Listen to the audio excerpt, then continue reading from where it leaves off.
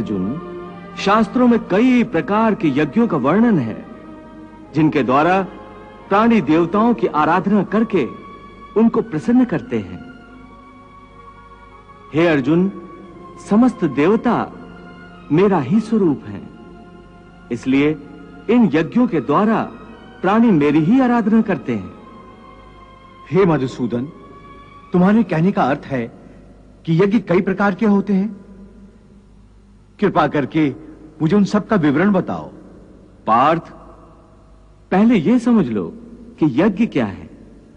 अपनी किसी श्रेष्ठ वस्तु को, अपने धन दौलत को, अपनी किसी विशिष्ट भावना को, बल्कि अपनी किसी तीव्र कामना को भी मुझ परमात्मा के चरणों में समर्पण कर देना, इसी को यज्ञ कहते हैं।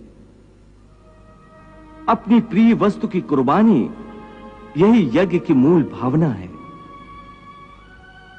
इसीलिए शास्त्र कहते हैं कि यज्ञ में आहुतियां देने के पश्चात जो अन्न बच जाता है, उसे खाने वाला मनुष्य सब पापों से मुक्त हो जाता है। और जो लोग केवल अपना ही पेट भरने की ही भावना से अन्न पकाते हैं, वो तो पाप का ही भोजन करते हैं। हे केशव, यज्ञ के बारे में आम धारणा तो यही है कि अग्नि जलाकर अग्नि कुंड में आहुतियां देने का नाम यज्ञ है।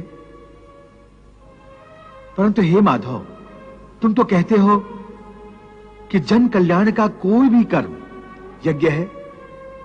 अपने किसी प्रिय वस्तु का बलिदान अथवा त्याग भी यज्ञ है। इसका अर्थ क्या है? हे अर्जुन, ये ठीक है कि प्राणी अपनी अपनी निष्ठा के द्वारा ही अलग अलग प्रकार से अलग अलग देवताओं की पूजा करने के लिए हवन आदि करते हैं, उसे भी यज्ञ कहते हैं। और कुछ लोग परम दानी होते हैं, वो अपने धन आदि का दान करते हैं, वो भी यज्ञ है, उसे द्रव्य यज्ञ कहते हैं। कई योगी निस्वार्थ भाव से विद्या दान करते हैं, उसे ज्ञान यज्ञ कहा जाता है। इसके अतिरिक्त अष्टांग योग साधन की कुछ योगिक क्रियाएं भी ऐसी हैं जिनके द्वारा कई योगी पुरुष आध्यात्मिक सिद्धियों के लिए प्राणायाम की क्रियाओं पर आधारित प्राण यज्ञ करते हैं। ये प्राणायाम की क्रिया पर आधारित यज्ञ कैसे होता है केशव? हे अर्जुन, योगी जन मंत्र और तंत्र दोनों प्रकार की साधन पद्धतियों के द्वारा कभी अपान वायु में प्राण वायु का हवन करते हैं और कभी प्राण वायु में अपान वायु का हवन करते हैं। और कुछ योगी गूढ़ योग विद्या के द्वारा प्राण वायु और अपान वायु दोनों की गति को रोककर अपने प्राणों का प्राणों में ही हवन करते हैं।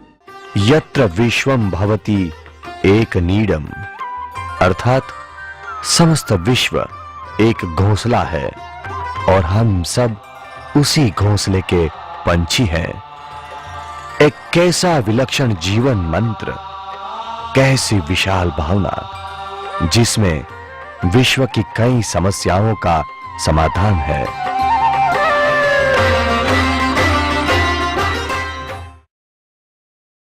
एक व्यक्ति के जीवन की भव्य जागृति समग्र राष्ट्र के भाग्य को बदल सकती है, समस्त मानव जाति के भाग्य को भी।